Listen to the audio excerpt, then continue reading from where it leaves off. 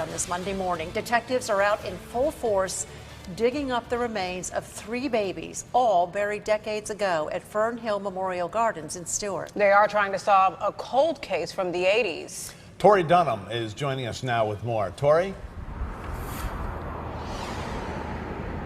So the sheriff is saying this is a very meticulous process and clearly a very sensitive one as well.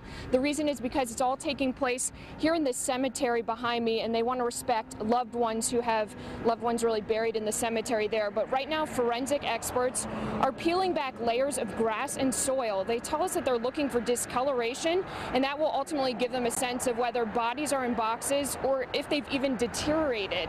Now, the sheriff says there's a team of detectives out here with an archaeologist and 6 of her students from Florida Gulf Coast. And because there are no records of the individual deaths, detectives not clear how they were buried, whether they were in coffins or not. So this morning, they're still digging up the 3 graves because those graves are older and were all just marked as unidentified infant. But detectives tell us they're specifically looking for one that they named Baby Moses, telling us that he was found dead in the St. Lucie River about 33 years ago.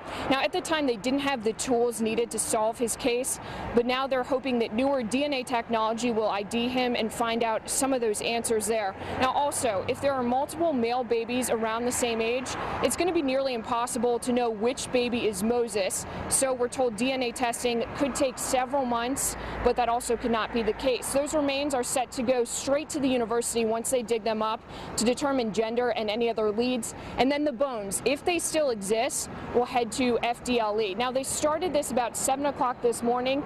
They're expected to finish at 5 or 6 today. That's if things go well. We're live in Stewart. I'm Tori Dunham, WPTV News Channel 5.